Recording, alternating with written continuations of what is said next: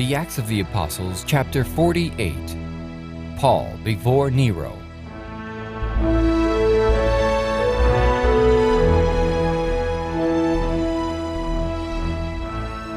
When Paul was summoned to appear before the Emperor Nero for trial, it was with the near prospect of certain death. The serious nature of the crime charged against him and the prevailing animosity toward Christians left little ground for hope of a favorable issue. Among the Greeks and Romans, it was customary to allow the accused person the privilege of employing an advocate to plead in his behalf before the courts of justice. By force of argument, by impassioned eloquence, or by entreaties, prayers, and tears, such an advocate often secured a decision in favor of the prisoner, or, failing in this, succeeded in mitigating the severity of the sentence.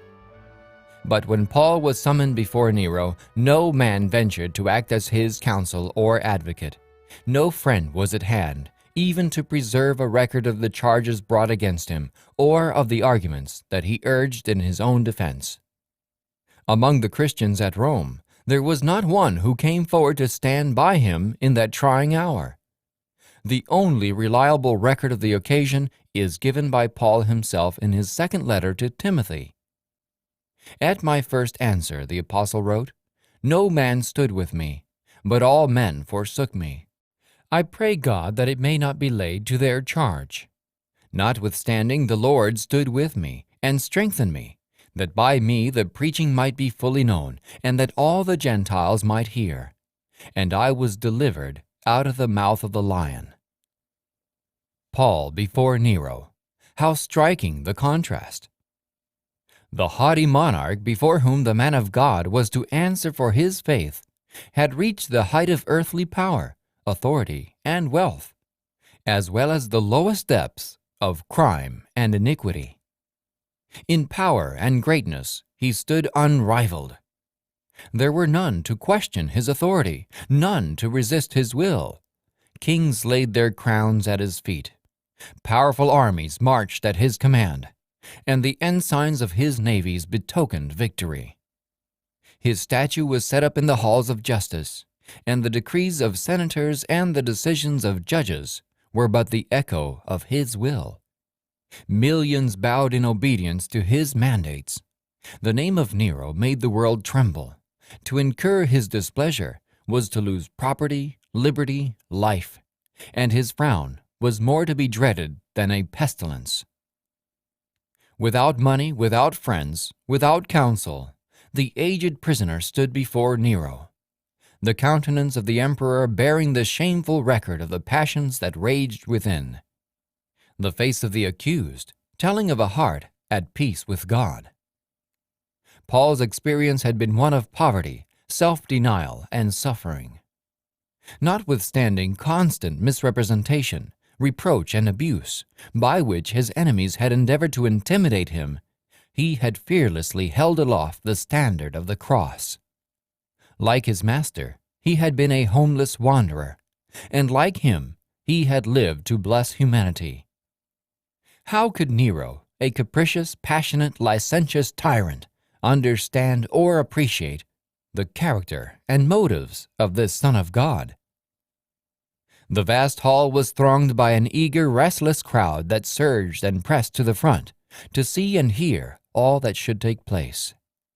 The high and the low were there, the rich and the poor, the learned and the ignorant, the proud and the humble, all alike destitute of a true knowledge of the way of life and salvation. The Jews brought against Paul the old charges of sedition and heresy, and both Jews and Romans accused him of instigating the burning of the city. While these accusations were urged against him, Paul preserved an unbroken serenity. The people and the judges looked at him in surprise. They had been present at many trials and had looked upon many a criminal, but never had they seen a man wear a look of such holy calmness as did the prisoner before them. The keen eyes of the judges, accustomed to read the countenances of prisoners, searched Paul's face in vain for some evidence of guilt. When he was permitted to speak in his own behalf, all listened with eager interest. Once more, Paul has an opportunity to uplift before a wondering multitude the banner of the cross. As he gazes upon the throng before him, Jews, Greeks, Romans, with strangers from many lands, his soul is stirred with an intense desire for their salvation. He loses sight of the occasion, of the perils surrounding him, of the terrible fate that seems so near. He sees only Jesus, the intercessor, pleading before God in behalf of sinful men. With more than human eloquence and power, Paul presents the truths of the gospel. He points his hearers to the sacrifice made for the fallen race. He declares that an infinite price has been paid for man's redemption. Provision has been made for him to share the throne of God. By angel messengers, earth is connected with heaven, and all the deeds of men, whether good or evil, are open to the eye of infinite justice. Thus pleads the advocate of truth. Faithful among the faithless, loyal among the disloyal, he stands as God's representative, and his voice is as a voice from heaven. There is no fear, no sadness, no discouragement in word or look. Strong in a consciousness of innocence, clothed in the panoply of truth, he rejoices that he is a son of God. His words are as a shout of victory above the roar of battle. He declares that the cause to which he has devoted his life to be the only cause that can never fail. Though he may perish, the gospel will not perish. God lives, and his truth will triumph.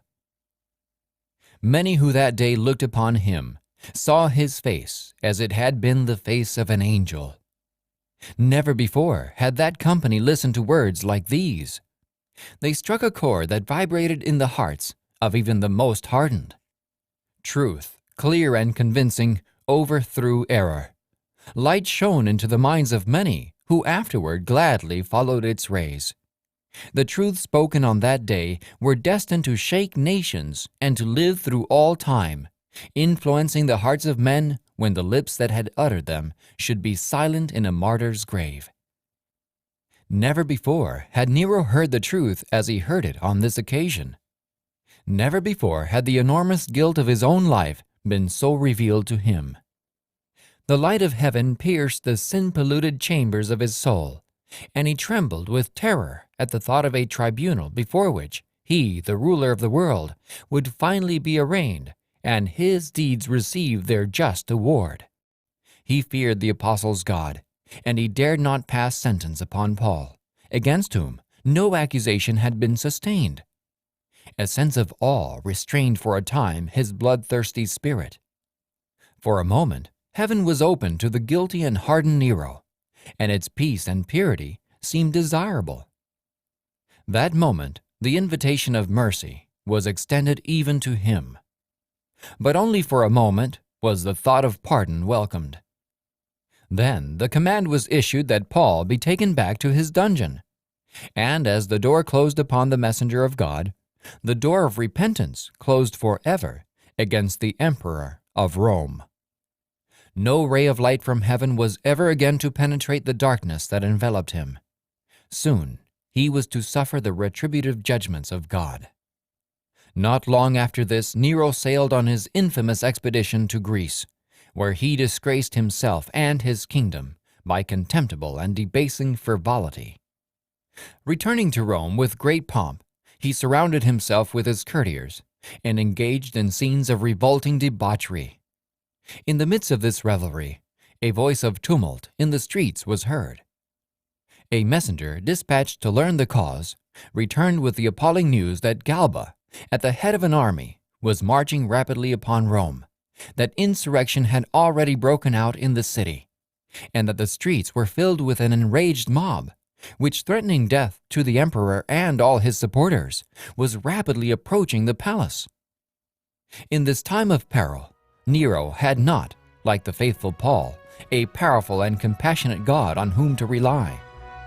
Fearful of the suffering and possible torture he might be compelled to endure at the hands of the mob, the wretched tyrant thought to end his life by his own hand. But at the critical moment, his courage failed. Completely unmanned, he fled ignominiously from the city and sought shelter at a country seat a few miles distant, but to no avail. His hiding place was soon discovered, and as the pursuing horsemen drew near, he summoned a slave to his aid and inflicted on himself a mortal wound. Thus perished the tyrant Nero at the early age of 32. The end of chapter 48 of the Acts of the Apostles.